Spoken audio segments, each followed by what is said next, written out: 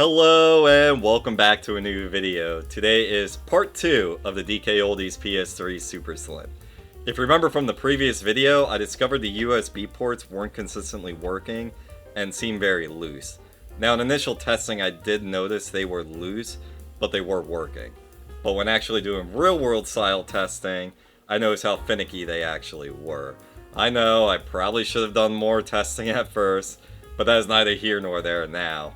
So in this video we'll either be fixing or replacing them. There are 4 tabs inside each of the ports that I may be able to try to pull back down and get a better grip on the connector. But if that fails, I have this scrap Super Slim I will try to harvest parts from. I'd like to try to avoid doing that though, because this PS3 is a future project with its own story. So that begs the question, why not just replace them with new ports? Well, from what I saw in some quick research, these appear to be a proprietary size, and to get this system to market faster, I decided to just salvage good ones from this broken one and figure out a suitable replacement down the line for it when I have some time to experiment. Plus, if the experiment fails, I'm only planning on using this broken one as a test PS3 anyway to test games and accessories that I sell. So not perfect parts is no big deal there. I just need them to work in that instance. So, rambling aside, if I can fix these ports, this will be a quick video. If not, then we can have some fun. So without further ado, let's get started. Alright, so I have the system upside down right now just to make it a little easier to get the shot in. So I got my pick and I'm just going to try my best. Get under. Pull them down a little bit.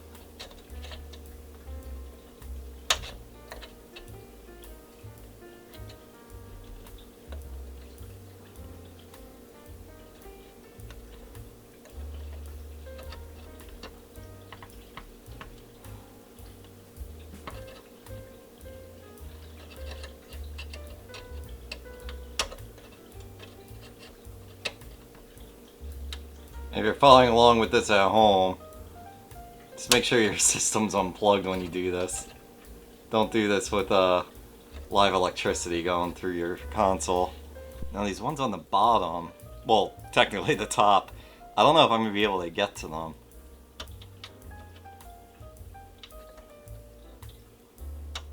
Yeah, I think my pick might be... Oh, wait, I got a little purchase there. Looks like there's a little spot in the front there that I can squeeze under, just barely.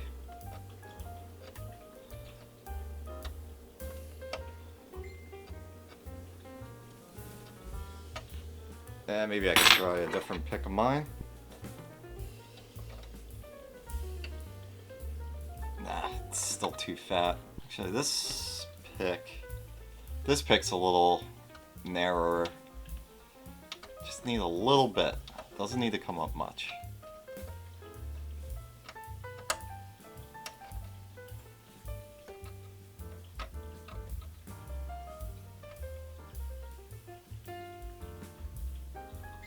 Okay, I got it.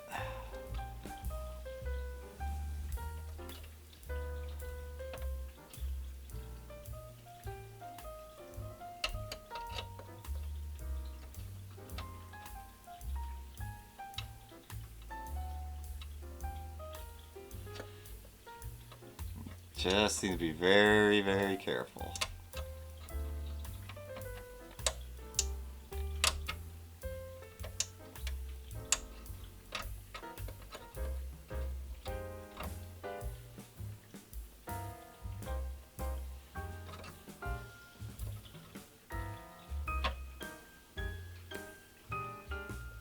Okay, those look a little higher than they were before. Also, I didn't notice this before, but it looks like these USB ports are well used. There's a lot of wear around them. I have the cable. Let's give it the old snug test. Oh yeah, that's a lot tighter. Almost a little too tight. They'll eventually work their way in. Alright, let's give it a test, and actually, before we do that, probably should try to clean them a little bit. See if we can get a cotton swab's not really getting in there all that good.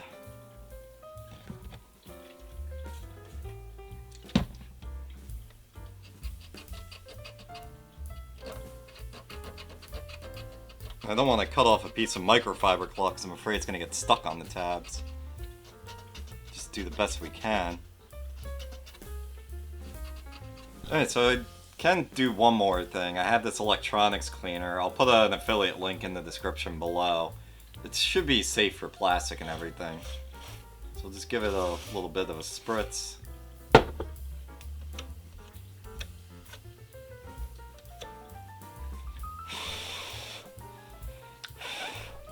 Might have been too big of a spritz, but it seems like it looks a little better. Alright, well, we'll give that a few minutes to dry. It does evaporate pretty quickly, and then we'll test them out, see if they're working any better. Okay, so I have the console powered up right now, and let's check to see if the red lights immediately come on without me having to jiggle the cable. Yep. Good on that port. Good on port number 2. Alright, let's do a little bit extra testing just to make sure it's good to go.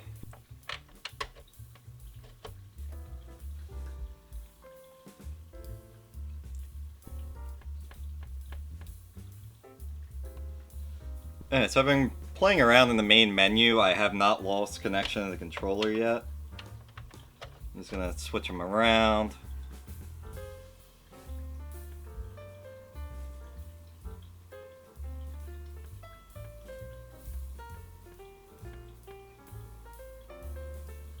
Yeah, I'm wiggling. I wiggled it a little bit and it lost it a little bit on controller on USB port 2.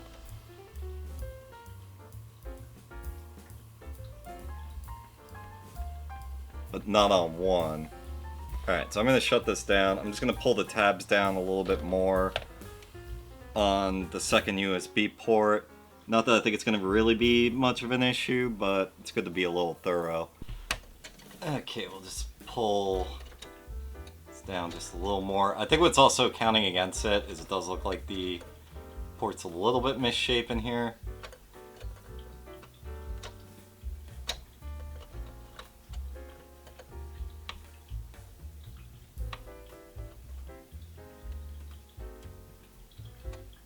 There, that's now a little more square.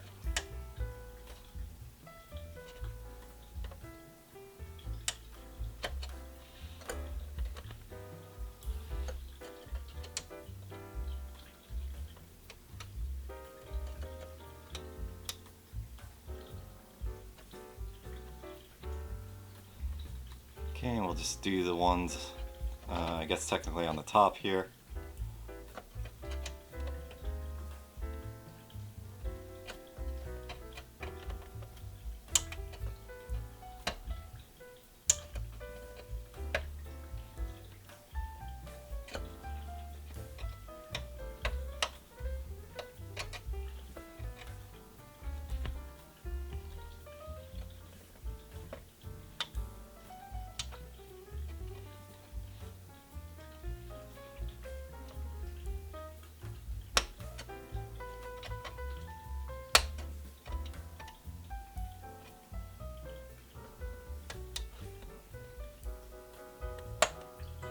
Okay, let's give it one more test.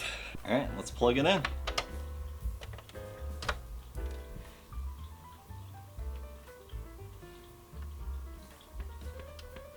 Yeah, wiggling around, it's not losing connection anymore.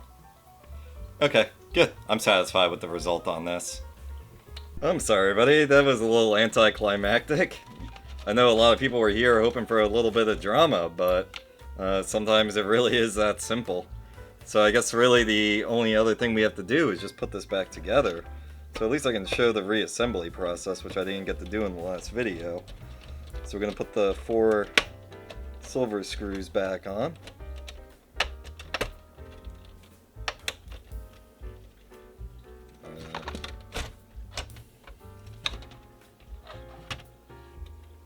Oh man. piece of plastic broke off as I was screwing it in. Alright, never mind. I guess there is a little bit of drama. This is annoying. So yeah, this is the one annoying thing I really do not like about the Super Slims, is the plastic is just so flimsy. It's so easy to break. All I did was just bottom out that screw. And then it broke. I hope that doesn't happen to any of the other ones, but this just added probably another day to the repair time here. I got my real high-tech solution here of aluminum foil and JB Weld. This is kind of a little on the old side. I probably should get another tube. And I'm taking the toothpick and just dabbing it where it broke.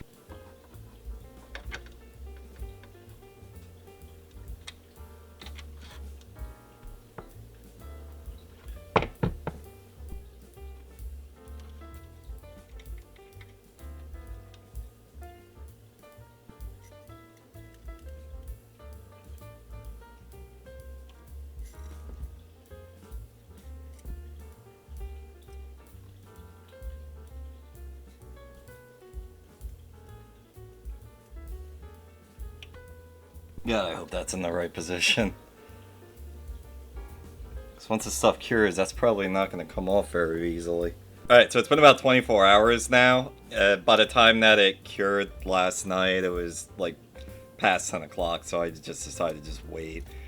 So I'm going to put a little bit more epoxy on, just to kind of strengthen it up a little bit. Just to kind of help it along. Give it the best chance possible.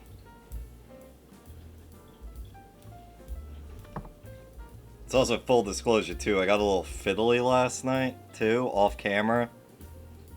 Trying to see if it was dry and reposition it, and well, I kind of messed it up a little bit, so I had to redo it, so I re-epoxied it off camera. It took a while for it to dry. I think what happened was, I don't think there was enough hardener in it.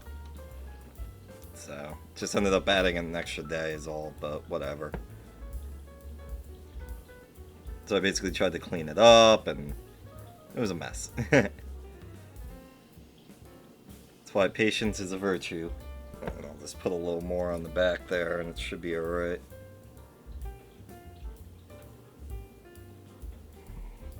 Alright, cool. We'll just let that sit overnight, and then we'll be back tomorrow, and we can finally put this back together. And it's the next day and we are back. It is nice and hard, so I think that will stay put. So, guess all there is to do is to put the case back together.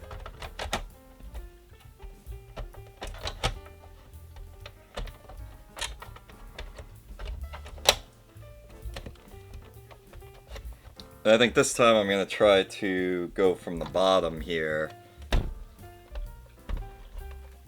And put the screws in from the bottom and lock it in so then the top's not flopping around. Now, those are not the right screws. It's for another project.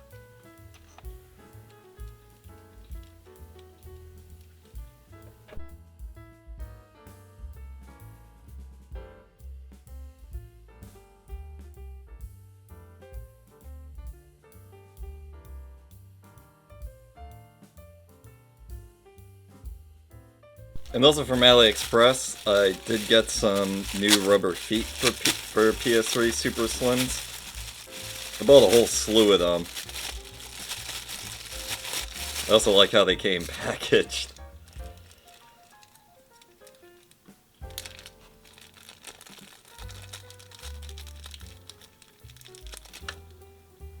So we'll just slide a new one in there. I don't think that there was one over here. I think it was just an open screw, but we'll see if it'll fit in. No.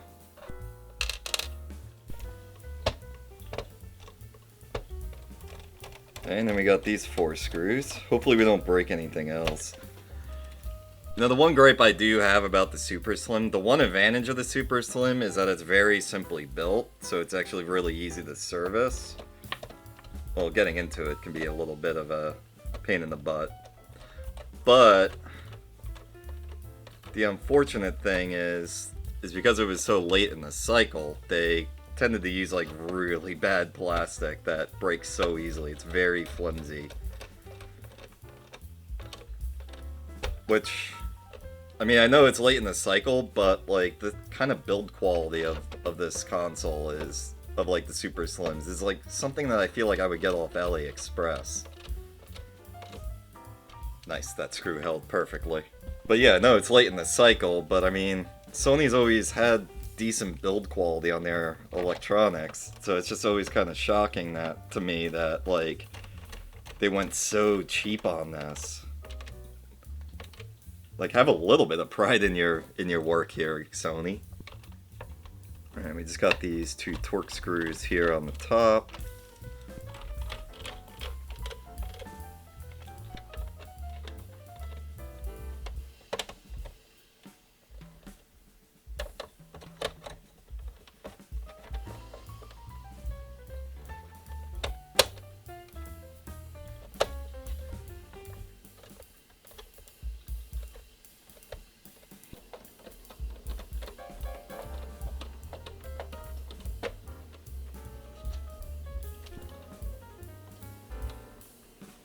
It's a little bit awkward of an angle for me because I'm trying to dodge the camera tripod. That's why I'm here on the floor. And also screwing with my left hand. Try not to block the camera.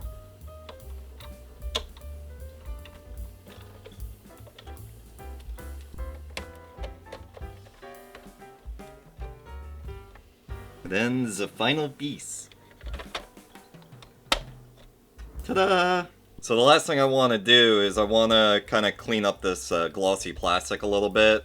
Over time it kind of starts to fade and not look glossy. That's the one thing that kind of sucks about this glossy plastic, is it tends to look like crap after a while. So what I'm going to be using is this Meguiar's PlastX. It actually works pretty good. I've used it on PS3 Fats, Wii's, really anything you can use for glossy plastic. I even used this on my headlights on my Jeep, and they were completely clouded over, although I used a little polisher when I did it on that, and the results were fantastic. So what I'm going to do is I'm going to put it on this pad. A little bit goes a long way, even though I just put kind of a lot on there. I'm just going to rub it on.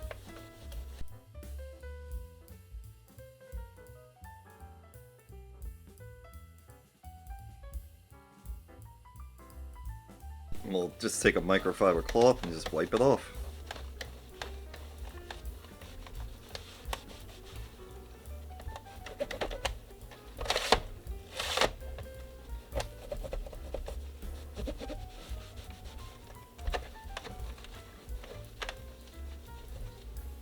The unfortunate thing is it's not going to take off all the scratches or anything like that. It's not that kind of polish.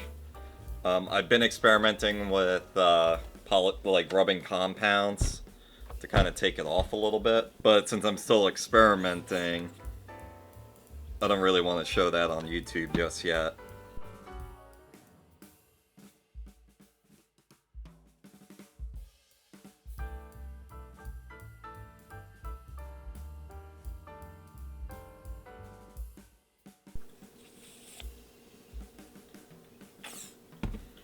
I'm also open to suggestions and what other people in the community use, or maybe any other kind of tips and tricks, even to get the like little scratches out of glossy plastic. I mean, there's got to be something out there. I've done research, but I just haven't been able to. The only thing I keep coming across is this PlastX.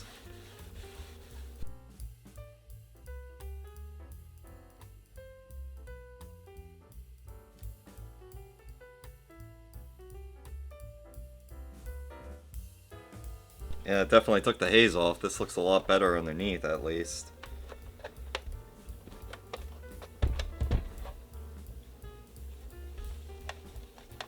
And the top piece is just going to be as good as they're going to get. So that is another project in the bag. This Super Slim was quite the project to get back up and running, but it wasn't too bad. a deep clean, some new thermal paste, a new laser assembly, and a bit of epoxy, and it's as good as it's gonna get. I still have to factory reset it, but I'll do that off camera. So with that, thank you so much for watching. Like, share, subscribe, and all that good jazz.